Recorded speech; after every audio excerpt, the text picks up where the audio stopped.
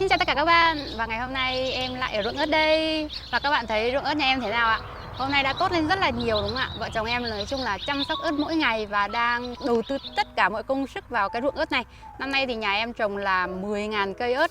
Và bây giờ thì có cây lặn cây mọc, nói chung là cũng có rất là nhiều cây bị bệnh này bệnh kia và chăm sóc rất là vất vả. Vợ chồng em thì trồng ớt theo phương pháp gọi là thân thiện với môi trường và không sử dụng thuốc trừ sâu. Bây giờ là 7 giờ tối. Bình thường thì vợ chồng em sẽ làm việc đến khoảng 8 giờ 8 rưỡi rồi sẽ về nấu ăn. Và nhân lúc nghỉ ngơi, bây giờ làm việc mệt rồi nên là nghỉ ngơi và tâm sự với mọi người. Ngày hôm nay câu chuyện muốn chia sẻ đến mọi người đó là hành trình mà đi từ sân bay về đến cái nơi làm việc thì các bạn nên đi như thế nào. Đối với rất là nhiều những bạn mà muốn sang Hàn lao động, tuy nhiên thì cái cách đi lại ở bên Hàn Quốc khá là khó khăn và vất vả. Rồi ở bên Việt Nam thì bây giờ nhiều khi rất là lo lắng, không biết là sang Hàn thì chúng ta sẽ phải đi như thế nào từ sân bay đến cái nơi mà chúng ta làm việc, đúng không ạ? Vậy thì sau khi xuống sân bay, sau khi hạ máy bay xuống này, chúng ta đi ra ngoài thì làm cách nào để đi đến nơi làm việc? Nhiều khi thì tiếng không có giỏi này, rồi cũng không hiểu hết giao thông, rồi không hiểu luật pháp, rồi có rất là nhiều những cái thứ bỡ ngỡ. Thì nhiều khi có bạn rất là lo lắng đúng không ạ? Không phải là ai cũng rành rỏi trong cái vấn đề giao thông tại Hàn Quốc. Và chia sẻ thêm với các bạn về cái việc mà lần đầu tiên em sang Hàn Quốc. Lần đầu tiên sang Hàn thì cũng rất là run và rất là mong chờ. Nói chung là ở Việt Nam thì nghĩ rất là nhiều những cái viễn cảnh khi mà chúng ta sang Hàn Quốc. Đầu tiên thì khi mà ở Việt Nam thì em nghĩ là sang Hàn đầu tiên thì 2 năm đầu sẽ học tiếng Hàn này, rồi đi du lịch Hàn Quốc này, rồi cái gì mà đi chơi chỗ này chỗ kia, chỗ nào đẹp thì đi chơi các bạn ạ. Đấy là nghĩ vậy. Nghĩ màu hồng lắm, nói chung là cuộc sống nhiều khi ở bên Việt Nam mà mình mơ mộng, muốn sang bên này làm sao mà cuộc sống nó khác đi, nó có những cái mới, trải nghiệm cuộc sống mới này, văn hóa mới, được ăn những cái món mới, nghĩ đến những cái điều đó là em thấy nhiều khi háo hức lắm, thích lắm, muốn đi lắm. Rồi sang bên Hàn Quốc thì nghe người ta làm được nhiều tiền, mình cũng thấy hứng khởi, cũng muốn đi và rất là mong chờ. Và ở Việt Nam thì cũng nghĩ là như vậy, nhưng mà khi mà sang Hàn ở sân bay Incheon, khi mà bay từ Việt Nam thì em bay từ sân bay Nội Bài sang Incheon Hàn Quốc. Khi mà đi Vietjet thì cũng bị delay mất 2-3 tiếng các bạn ạ, ngồi chờ dài ở trong cabin. Và chờ đến khi máy bay bay xong thì lên xe thì lên máy bay nó rất là ù đầu này, rồi phải đeo những cái bông vào tai cho nó đỡ ù này, xong rồi em lại còn bị lạnh ấy các bạn. Khi mà các bạn đi mà bạn nào nhất là sức khỏe mà không được tốt ấy, tốt nhất là lên quàng thêm cái khăn nhỏ nhỏ, tại vì trong máy bay lúc nào họ cũng mở điều hòa khá là lạnh. Nhất là đi vào khoảng mùa đông tháng 11 cho tới tháng 2, cái khoảng thời gian đó bay sang Hàn rất là lạnh các bạn ạ. Các bạn nên chú ý giữ sức khỏe bằng cách là đeo khẩu trang. Khi mà em đi trên các phương tiện công cộng lúc nào cũng đeo khẩu trang, tuy cái đợt đó dịch nó chưa bùng phát. Vì vậy các bạn nên chú ý bằng cách là bảo vệ sức khỏe của mình và lúc nào cũng bảo hộ. Thứ nhất là giữ ấm cái cổ này, cái tai. Khi mà đi sân bay, đi máy bay thì cũng phải mang nước, thì thường là họ nói là không nên mang nước vào trong máy bay. Tuy nhiên thì các bạn nên mang cái chai nhỏ nhỏ khoảng 200ml thôi cũng được. Lúc mình khát thì uống, còn nếu mà lên máy bay có nước miễn phí không thì em cũng không rõ, nhưng mà nghe nói là nếu mà mua thì rất là đắt. Và em có hẳn một cái video chia sẻ quá trình đi từ Việt Nam sang Hàn Quốc lần đầu tiên. Và trong cái video đó thì cũng có ghi lại tất cả những cái hành trình, là phải ghi cái giấy gì, phải khai những cái thông tin nào trước khi ra ngoài cổng soát vé, và phải đi theo cái hướng như thế nào. Tất cả đều có trong cái video đó. Mọi người nhớ tìm đến cái video đó, nếu mà ai quan tâm thì có thể xem lại nhé. Vậy thì sau khi xuống sân bay thì cái đoàn người họ đi ra thì mình nếu mà không biết ấy, mình cứ đi theo cái đoàn người đó thôi, chứ không cần phải quá là lo lắng là không biết đường đi. Thấy họ lên xe buýt thì mình lên xe buýt, thấy họ đi ra ngoài thì mình đi ra ngoài, thấy họ lấy một cái tờ giấy họ ghi cái gì ấy, thì mình cũng phải ra lấy cái tờ giấy ghi cái đấy, gọi là khai thông tin, là các bạn khai tên tuổi này, số hộ chiếu này, rồi các bạn ghi giống như các bạn có mang chó vịt gà hay không, các bạn có mang những cái đồ cấm hay những cái đồ gì không được phép mang sang Hàn Quốc hay không, thì cứ tích no, rồi là người ta sẽ hỏi là các bạn sang Hàn Quốc thì đến khu vực nào hay gì gì đấy, tóm lại là hay đi mục đích gì. Nhiều khi mình biết thì mình cứ ghi cái câu trả lời, không biết thì mình chỉ cần ghi những cái thông tin cơ bản thôi. Sau khi ghi xong thì các bạn cầm cái tờ giấy đó, và trước khi ra ngoài sân bay thì sẽ nộp cái tờ giấy đấy lại cho cái chốt cuối cùng. Chốt cuối cùng thì họ sẽ hỏi bạn tên gì và bạn đến nơi nào thôi. Thủ tục thì khá là đơn giản. Và sau khi ra ngoài thì còn lại đúng cái hành lý của em thôi, tại người ta đi hết rồi. Em cũng chả biết tại sao nó lâu như thế, mà lúc em đi bị lạc ấy các bạn. cái lúc đi ấy thì nó có hai cái lối ra ngoài, một cái lối là dành cho người Hàn Quốc và một cái lối là dành cho người nước ngoài. Cái lối dành cho người Hàn Quốc tại vì họ không phải check lại giấy tờ, còn cái lối ra ngoài ấy là cái bên hải quan họ check lại thông tin của người nước ngoài là với mục đích bạn sang bên Hàn Quốc làm gì và sang khu vực nào đấy. Thì cái lúc đó em không biết cho nên em đi theo cái đoàn người Hàn Quốc đi ra ngoài thì đi ra không ra được, thế lại phải quay lại đến cái đường mà đi dành cho người nước ngoài thì bắt đầu phải đi vào trong cái khu vực đó. Và khi mà các bạn đi ra cái lối mà nó có phân luồng, hai cái luồng đi ấy, thì có cái lối dành cho người nước ngoài thì có khá là nhiều người nước ngoài đứng ở cái khu vực đó, thì mình cứ đi vào thôi. Ở trong video thì em có ghi rõ, họ có ghi rõ là cái khu vực dành cho người nước ngoài rồi, chẳng qua lúc ấy là không để ý, mãi quay video quá, cứ tích là đi theo người ta thôi. Khi đó thì nói chung là bỡ ngỡ lắm. Bây giờ nghĩ lại vẫn thấy mọi thứ nó rất là mới mẻ các bạn ạ. Được hơn 2 năm rồi mà thấy nó cứ như hôm qua ấy. Và khi sang Hàn thì đợt đó khá là lạnh, nhiệt độ là 3-4 độ C. Vậy thì khi mà các bạn sang Hàn rồi ấy thì sẽ nghĩ cách là làm sao mà từ sân bay đến nơi làm việc. Và bây giờ thì em sẽ chia sẻ đến các bạn những cái cách mà chúng ta đi, hoặc là những cái phương thức mà chúng ta liên lạc và đi làm sao cho nó rẻ và nó tiện lợi nhé. Đầu tiên thì sau khi xuống sân bay này, đi được ra bên ngoài rồi, các bạn đã lấy hành lý rồi. Vậy thì sau khi các bạn lấy hành lý đi ra ngoài thì có rất là nhiều những cái trường hợp. Trường hợp thứ nhất là có những bạn mà đi theo hợp đồng công ty thì sẽ có công ty đến đón này, các bạn có người nhà thì có người nhà đến đón này, các bạn có bạn bè hay là người thân gì đó thì đã đứng đợi sẵn ở ngoài thì cái đấy quá là đơn giản đúng không ạ? Chúng ta chỉ cần đi theo người thân, đi theo công ty là chúng ta có thể về được đến nơi làm việc. Tuy nhiên thì có rất là nhiều người sang bên Hàn theo cái diện visa du lịch, visa thương mại hay là không có người thân, không có bạn bè bên này. Các bạn không biết làm cách nào để đi từ sân bay đến cái nơi làm việc thì có rất là nhiều cách, sau đây em sẽ chia sẻ đến các bạn. Cách thứ nhất, tiện nhất và dễ dàng nhất là chúng ta đi taxi.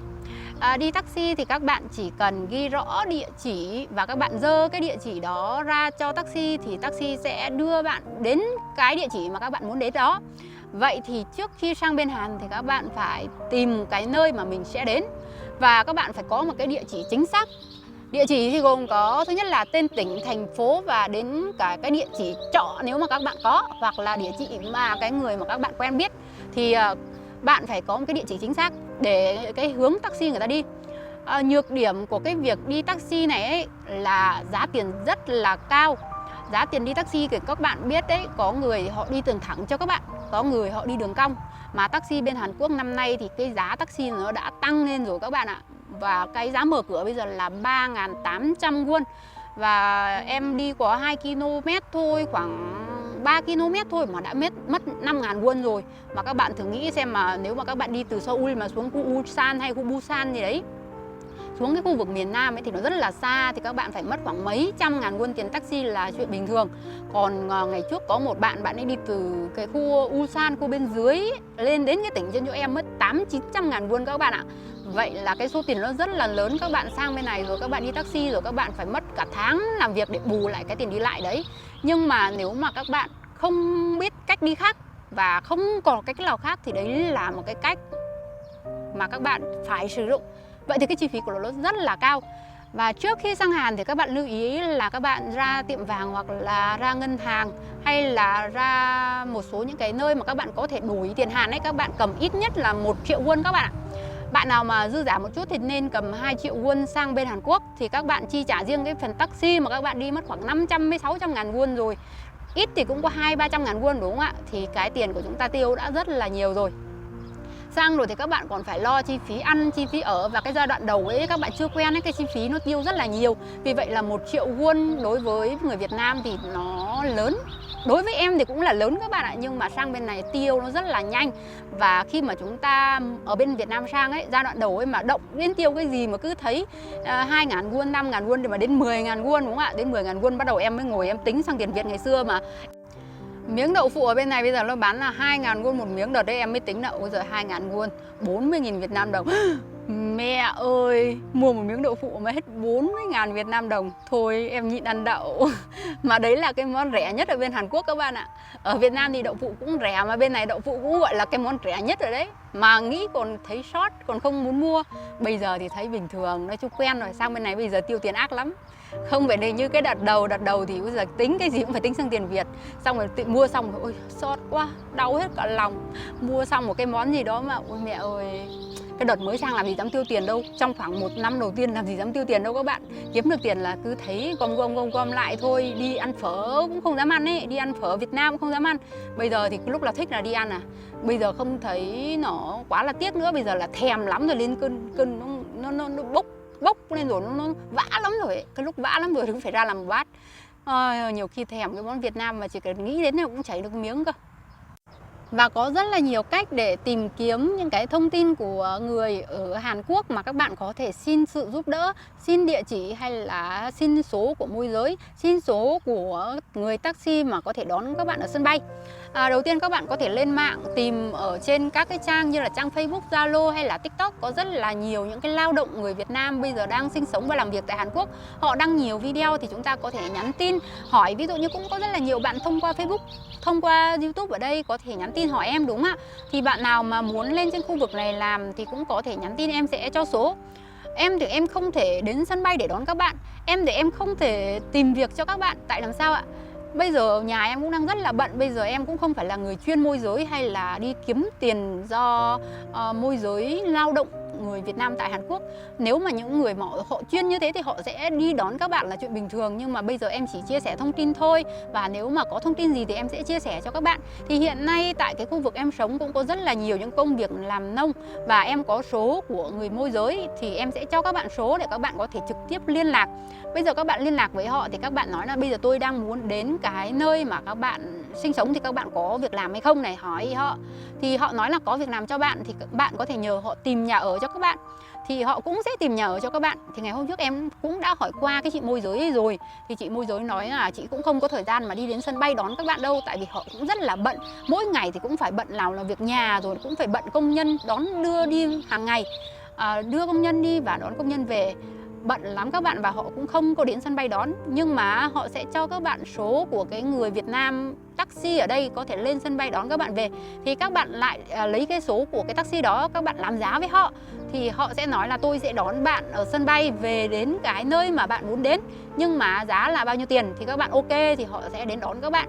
Thì đấy là một trong những cái phương thức liên lạc và một số những cái cách mà các bạn có thể tìm đến những cái nơi mà các bạn muốn đến cái nơi mà bạn muốn làm việc. Vậy thì trước khi sang Hàn ở Việt Nam thì các bạn nên chuẩn bị kỹ một chút về những cái thông tin như vậy.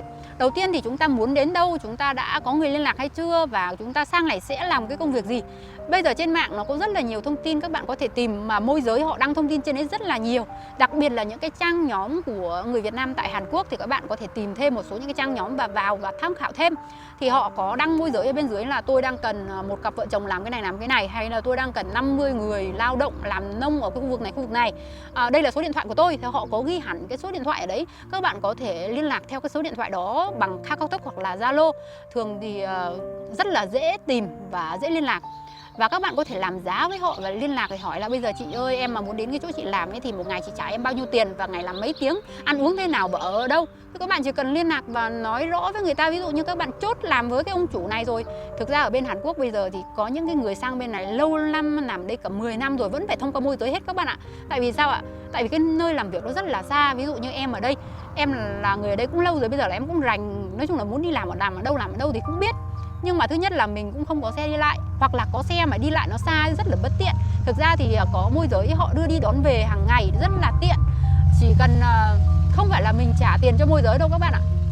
Ở Hàn Quốc ấy, cái người môi giới lao động ấy thì là họ sẽ làm việc với chủ Hàn.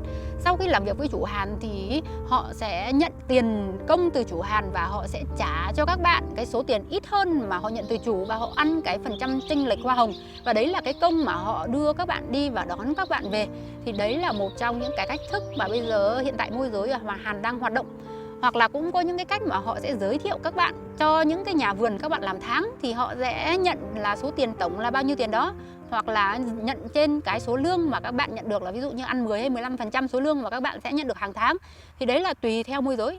Thì trước khi các bạn đi làm hay là trước khi các bạn sang bên này thì cũng phải nên tìm hiểu những cái vấn đề như vậy và cố gắng tìm hiểu thật là kỹ để tránh bị lừa nhé.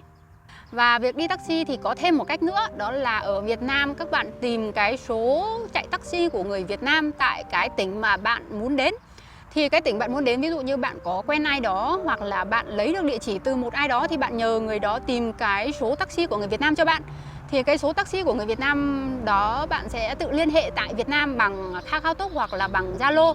Thì thường những người Việt Nam ở bên Hàn Quốc họ chạy taxi ấy, họ thường đưa rước những người từ sân bay về đến cái nơi mà họ muốn đến. Thì các bạn có thể mặc cả giá với họ.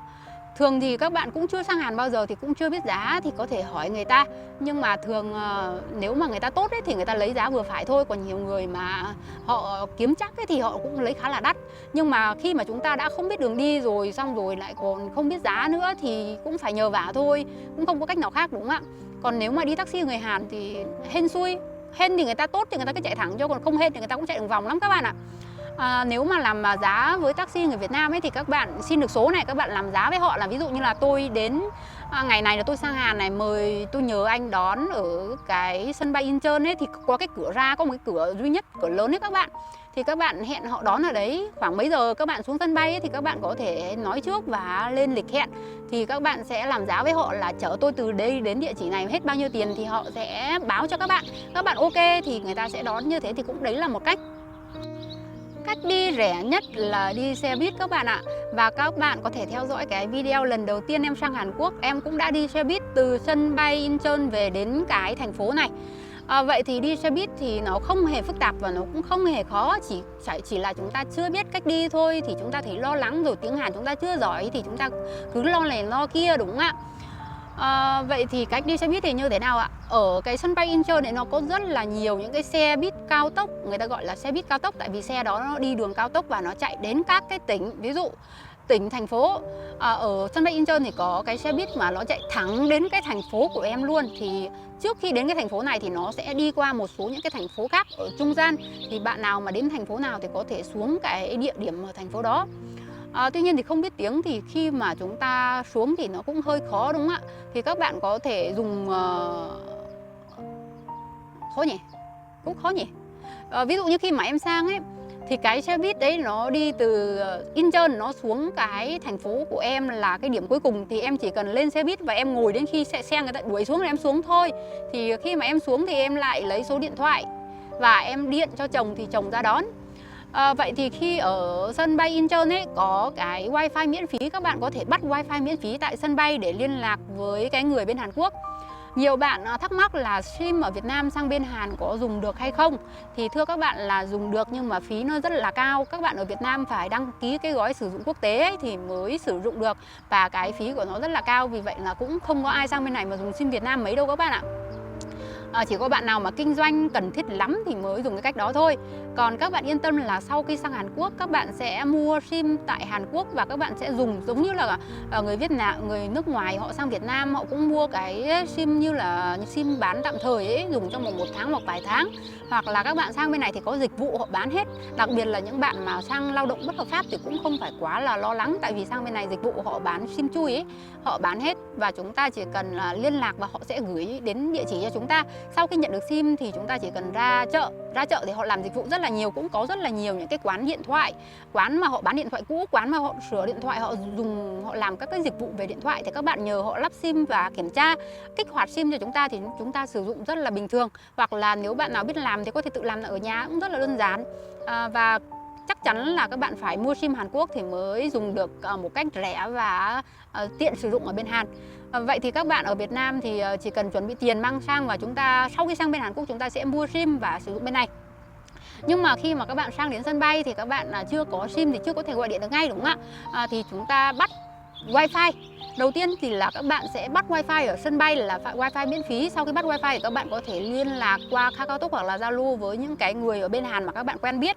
Các bạn có thể liên lạc với taxi họ đón này, hay là liên lạc với người nhà. Thì đấy là một trong những cái phương thức liên lạc rất là dễ và đơn giản. Còn nếu mà đi xe buýt thì đầu tiên ở bên Việt Nam là các bạn hướng của các bạn đến cái địa điểm nào thì các bạn chỉ cần ra cái chỗ sau khi đi ra khỏi cái sân bay ấy, thì nó sẽ có một cái điểm bán vé xe buýt. Và sau cái điểm bán vé xe buýt ấy, nó sẽ có rất là nhiều những cái điểm đón cái đợt đấy em thấy là nó có khoảng 17 cái điểm đón các bạn ạ. Vậy thì mỗi cái điểm đón nó sẽ hiện lên ở cái số vé mà họ bán cho các bạn. Cái số vé đấy thì nó viết là các bạn chờ ở cái điểm đón số mấy. Ví dụ như cái đợt đó của em là chờ hình như là ở điểm đón số 12, 13 gì đó. Thì em chỉ cần ra cái điểm đón đấy em ngồi đợi, và khi cái xe đến là em lên cái xe đấy và ngồi đến cái chỗ mình muốn xuống thì mình xuống thôi. Vậy thì cái ưu điểm của đi xe buýt nó rất là rẻ. Ví dụ như cái đợt đó em đi từ sân bay Incheon mà về đến cái thành phố nơi em ở này cũng chỉ mất có 25.000 won thôi. Mà nếu mà đi taxi thì chắc cũng phải mất 200.000 won các bạn ạ. Vì vậy nếu mà các bạn đi được xe buýt thì nó sẽ tiết kiệm được rất là nhiều tiền. Và sau khi ra khỏi sân bay mà các bạn muốn mua vé xe buýt thì các bạn có thể ra cái chỗ họ bán vé đấy, và các bạn phải dùng tiền mặt nhé. Vì vậy là lưu ý các bạn nên mang tiền Hàn sang Hàn Quốc và cầm tiền mặt. Vậy thì chúng ta mua vé thì cũng rất là đơn giản. Ví dụ như là em là tỉnh Gangwon-do, thành phố Chuncheon-si, đúng không ạ? Chuncheon-si. Vậy thì em chỉ cần nói là cho tôi một vé về Gangwon-do, Chuncheon-si. Các bạn chỉ cần đọc ra cái nơi mà mình muốn đến là họ sẽ biết các bạn muốn đến đâu và họ sẽ bán vé cho các bạn. Thì trong cái vé đó nó sẽ có cái tên của tỉnh và thành phố mà các bạn muốn đến, và các bạn có thể đối chiếu một chút. Và sau khi nhận được vé thì chúng ta chỉ cần ra cái số mà ở trên cái vé ấy nó có ghi đó, thì chúng ta đến đó chúng ta đợi và xe nó đến thì chúng ta lên thôi. Và khi mà em sang thì em mang hai cái vali rất là to, khoảng hơn 40 kg, mà cái ông tài xế ông phải xuống ông ấy tha lên, mà toàn người đi ở sân bay về các bạn, cốp nó đầy rồi, lẳng luôn vào trong xe, cũng giống như là ở Việt Nam mình mà cho vào ở giữa đấy. Mà xe thì xe ngồi, mà đi xe buýt ở bên này thì nó sóc, xong rồi người ta đi nó éo nó đi nhanh lắm các bạn ạ. Em đi mà em cũng say gần chết. Bạn nào mà say xe tốt nhất là cầm thêm vài cái túi và uống thêm thuốc chống say đấy. Vậy thì cái xe buýt này ấy, thì các bạn đọc cái địa chỉ ấy, các bạn đọc chính xác một chút, chứ không hề là họ bán cho các bạn vé là đi đến tận rời đâu đấy cũng có. Và các bạn đọc địa chỉ, ví dụ như các bạn đọc thì đọc cả tên tỉnh và thành phố đấy. Thì nếu mà các bạn đến được cái địa điểm, ví dụ như cái xe buýt, cái tỉnh, cái điểm của bạn đến ấy, không phải là các bạn đi xe buýt mà nó đến được ngay đâu. Có nghĩa là các bạn lên xe buýt để nó đi đến cái thành phố mà các bạn muốn đến. Sau đó là các bạn đi taxi từ cái lúc bạn xuống xe buýt đến cái nơi địa chỉ chính xác của bạn. Như vậy thì cái khoảng thời gian, cái quãng đường ấy nó ngắn hơn, thì các bạn sẽ tiết kiệm được rất là nhiều tiền. Ví dụ như nhất là những cái bạn mà đi từ Incheon mà xuống Busan đấy, nó rất là xa đúng không ạ? Thì các bạn tìm hiểu xem là có xe buýt mà đi từ Incheon đến Busan không. Em nghĩ là có đấy. Tại vì nó là một cái sân bay quốc tế và nó rất là lớn, và ở đấy thì xe buýt cao tốc nó nối với tất cả các cái tỉnh và thành phố khác. Vậy thì chúng ta nên hỏi bất kỳ bạn nào ở cái khu vực mà các bạn muốn đến đấy, các bạn có thể tìm ở trên mạng. Bây giờ là thời đại 4.0 rồi các bạn, Internet rất là phát triển và mọi người có thể tìm thông tin ở trên mạng rất là nhiều. Đầu tiên là các bạn muốn làm công ty thì nên đến tỉnh Gyeonggi-do. Gyeonggi-do thì công ty nó rất là nhiều và phổ biến. Các bạn nếu mà muốn làm công ty nhiều nên đến tỉnh Gyeonggi-do, hoặc là cái khu vực nó ngoài rìa cái Seoul ấy, Seoul gần Seoul nó cũng rất là nhiều công ty để các bạn có tìm việc. Hoặc là các bạn làm nông thì Busan, Ulsan hay là Gangwon-do thì những cái tỉnh đó rất là nhiều cái việc làm nông. Thì có mỗi tỉnh nó sẽ có những đặc thù nông sản khác nhau các bạn ạ. Thì mỗi cái nông sản nó có cái ưu ở những điểm khác nhau. Thì hôm trước ở video trước em đã chia sẻ đến các bạn rồi đấy. Có những công việc nó cũng nặng nhọc, có những công việc thì nó cũng nhẹ nhàng. Ví dụ như là ở thành phố của em mà muốn tìm cái công việc về làm công ty ấy, nó rất là khó. Tại vì ở đây thì đa số là nó có nhiều núi này, rồi ít công ty họ tụ tập ở đây, hay là đa số là nhiều những cái cơ quan của nhà nước, cho nên là thường thì người nước ngoài ở đây xin việc khá là khó khăn về cái vấn đề mà muốn xin công ty. Mà công ty thì toàn công ty thực phẩm thôi, gà uống các kiểu ấy, làm thì mệt lắm. Còn như bạn bè của em ấy mà ở những cái tỉnh thành phố khác như là ở Gyeonggi-do ấy, họ làm việc thì nhàn, ví dụ như làm về găng tay này, hoặc là đóng hàng, đóng mỹ phẩm này, hay là dán tem thôi, ngồi dán tem. Nói chung là nhiều người họ kể nghe làm nhàn ơi là nhàn. Mà mình ở bên này thì em có đi làm ở xưởng gà ấy, làm được 3 tháng mà ôi giời ơi muốn khóc luôn, suốt ngày treo gà mà muốn úp cái mặt xuống cái sọt gà luôn đấy các bạn. Con gà nó nặng như gà thì toàn gà công nghiệp ấy, có con nó nặng đến 3-4 cân đấy, mà mỗi lần nhấc cái con gà mà treo là phải treo lên cao như thế này, mà chưa kịp treo lên mà đã muốn rụng hết 2 cái tay rồi. Mà làm còn bị người ta đứng ở đằng sau, người ta nhìn, người ta giám sát ấy, làm không nhanh còn bị chửi ấy. Xong rồi làm phải bẻ cái cánh gà lại, còn phải bẻ cho nó dạng ra như thế này cơ, chứ còn để mà nó cụp như này là bị ăn chửi rồi đấy. Ở bên này làm mà nhiều khi á, ăn chửi là chuyện bình thường. Nói chung là ăn chửi nhiều nó cũng quen đấy các bạn. Nhiều khi các bạn mà sang bên này cũng xác định là phải xác định tâm lý một chút. Sang bên này thứ nhất là làm thì cũng vất vả này, bị ăn chửi thì chúng ta nghe thôi và chúng ta cải thiện, chúng ta làm sao cho nó đúng theo cái quy chuẩn, đúng theo cái mà người chủ họ yêu cầu là được. Nói chung là cũng không có vấn đề gì. Và trong cái quá trình làm việc ở Hàn Quốc thì nó cũng xảy ra rất là nhiều những cái vấn đề đáng phải lưu ý về mặt sức khỏe, mặt an toàn, mặt bảo hiểm và vân vân và mây mây. Ở trong video sau thì em sẽ chia sẻ nhé. Và ở video này thì em sẽ chia sẻ đến các bạn cái nội dung mà các bạn cái cách mà đi từ sân bay cho tới nơi mà các bạn muốn đến.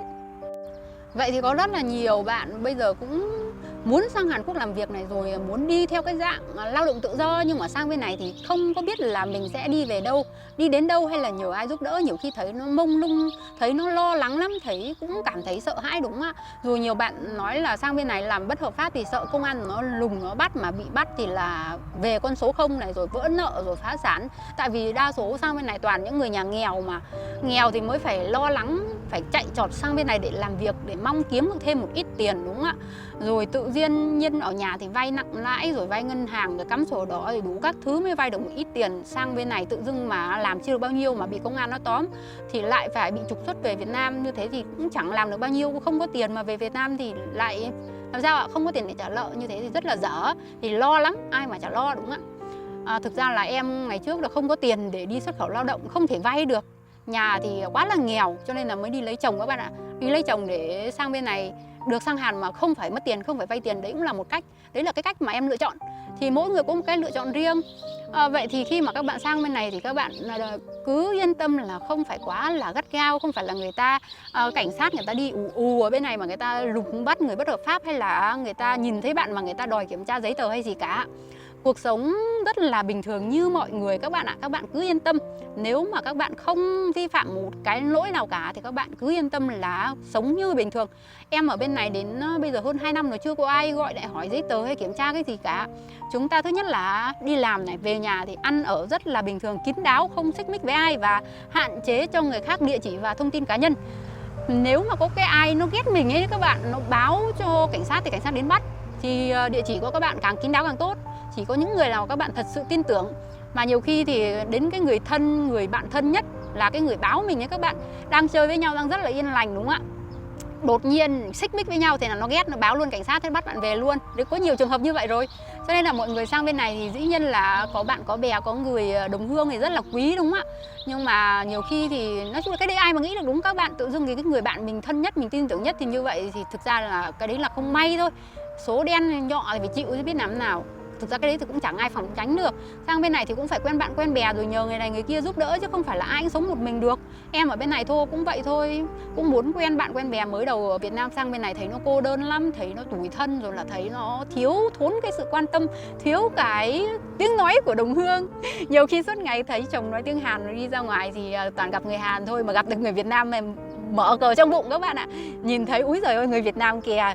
Cái đợt đến lúc mới nhìn thấy thì chạy ra tay bắt mặt mừng, hỏi chị ơi chị tên gì, chị ở đâu, chị lấy chồng bao nhiêu lâu rồi, bắt đầu hỏi thăm các kiểu. Nhưng mà người ta không tiếp các bạn ạ, người ta bơ. Nói chung là khi mà các bạn mới sang Hàn các bạn thấy người Việt Nam thì cũng quý lắm, nhưng mà không phải ai cũng như mình cũng muốn bắt chuyện, cũng muốn làm bạn đâu. Nhiều người họ cũng không quan tâm đâu, mà nhất là nhiều người họ thấy mình là người mới ấy. Họ thấy họ còn kiểu ghét khinh khinh ra mặt luôn ấy. Thì cho nên là nói chung là hên xui các bạn mà thấy người Việt Nam thì tốt nhất là cũng nên thân thiện này, ra chào hỏi này, biết đâu lại gặp người hợp này, biết đâu lại gặp cái người mà họ cũng nhiệt tình giúp đỡ, biết đâu mà cũng gặp người nào đó sau lại thành người bạn tri kỷ là giúp đỡ chúng ta rất là nhiều.